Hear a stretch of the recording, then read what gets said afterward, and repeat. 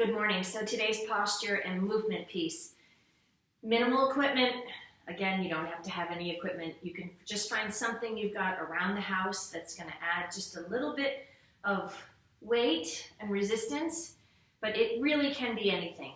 So I found a pump and I blew up the playground ball. I have a 4-pound dumbbell, and a lot of people around the house have leg weights, and if you have just one, it's awesome. Go ahead and grab it. So you can use it. It's very versatile, and they are about 5 pounds, and they have rods in them that you can take the rods out and lessen the weight of the ankle weight. So a lot of time, if you have had some kind of surgery or injury and you've gone to a PT, this is one of the things that they work with. So if you have a leg weight, great. You can use it for a lot of different things. So the first thing we're going to do is we're going to do a rainbow pass. And I'm sitting on my chair. At the end of the chair, my feet are flat into the floor, sitting up nice and tall. It's like your shoulder blades go down into your back pocket, not just back. Okay, so we've been doing a disservice by cueing everybody to pull their shoulders back, but what happens is we end up pulling too much where the pec, it goes into that front delt. So just sliding down actually helps us engage our core a little bit more. A couple things, if you're working and sitting a lot, get up frequently. Just stand up, move around your chair, whatever it is, just move around, okay? And so let's start with the rainbow passes. So pushing your feet into the ground. And if you are here today because it is just some sort of workout for you, just to get moving, perfect. Posture and movement is meant to not only help us get a little bit stronger with our new surroundings. We have working from home, not having the ergonomic setup you might have at work. We're all just doing the best we can, and really, sometimes it's not going to be perfect, and that's okay. But if we can move and you can be consistent, I'm going to guess you're going to feel a lot better. So just passing overhead, passing to the other hand, and then coming back down. Reaching is a pattern of movement we need to keep for our whole life. Whether we're reaching out of the car, something maybe on the roof of the car, or you have to shut the top of your car, the back of your car. You might have to get something out of the cabinets in your kitchen or your bathroom. All of these things help us to live independently. Okay, so those are the rainbow passes.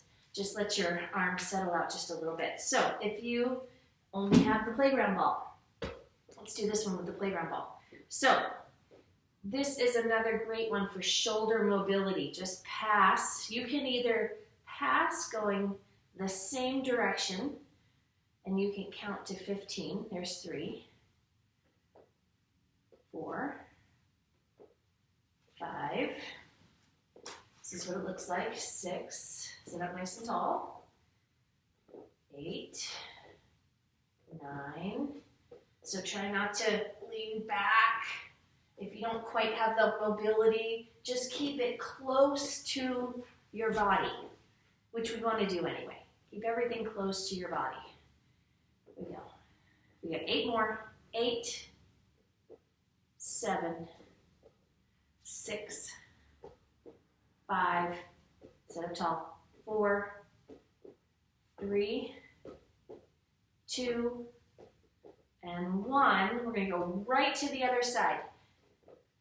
15, 14, 13, 12, 11, 10, 9, 8, 7, 6. If you start folding forward, you might notice that the ball starts hitting you on the legs and your back is getting tired. sit up tall and your back won't get so tired, and your shoulders will move in the direction that they're intended to move. Let's go 3 more. 3, 2, and 1. Good. Okay, so hopefully you feel that a little bit in the shoulders. That's okay. Sometimes the shoulders, people worry about shoulder pain feedback. You might feel a little bit tired there, but that's okay. It just means they're working. Okay, so a seated deadlift. It's also called a seated hip hinge. I love this exercise because almost anyone can do it. What you don't want to do, and you want to try to avoid, is a roll down. So take a look at what I'm going to do first. So I've got the dumbbell on the floor, and you want to be really careful you're not rolling and following with your eyes, okay? So the dumbbell's not going anywhere. Don't worry about that. What I want you to do is I want you to keep the eyes looking out, reach down with a nice flat back, push your feet into the floor, and lift up your dumbbell. And come down and lift up the dumbbell. Nice flat back and lift up the dumbbell. So your eyes are looking out beyond your toes, basically. So from the front, pushing your feet into the floor. That dumbbell, you can either hold it here, my chair just slid, or you can hold it here, and you can get a little bit lower to the ground depending on how you're holding your dumbbell. And again, this can be done with the weights, the hand weight, or not the hand weight, the leg weight, or you can do it with your playground ball. Totally up to you. Okay, let's do 3 more. 3, and we'll add on to this as we go through the week. 2, push your feet into the floor, try not to roll. Okay, perfect. So if you have your weight, and you can actually, if you have socks on, you can use 2 socks and tie a weight or something onto your ankle. So here's what I want you to do. First thing we're going to do is sitting up nice and tall, and you're just going to lift the knee up high. So what you're going to feel is that other foot, as you lift, your body's going to want to go over to the side in order to accommodate this knee lifting. Try to sit up nice and tall. You can keep your hands right on your leg. You're going to need your core. And then you're going to add an extension. So you're going to lift, out, in, and down. Here's a common thing that'll happen. You end up buckling and leaning back with your extension in order to accommodate tight hips and quadriceps that just might not be strong enough to lift this weight. And I gotta tell you, I have a lot of clients who do this, and I'm feeling it. I should probably do these a little bit more. Let's do 5 more. 5, 4, lift out, 3, 2, and 1. Okay, and I'm going to switch it to the other side. These can be done without the weight. So really, if you do not have anything that you can hook up to this, it is totally fine. Just do this in a seated position. So all I'm doing right now is I'm lifting the knee.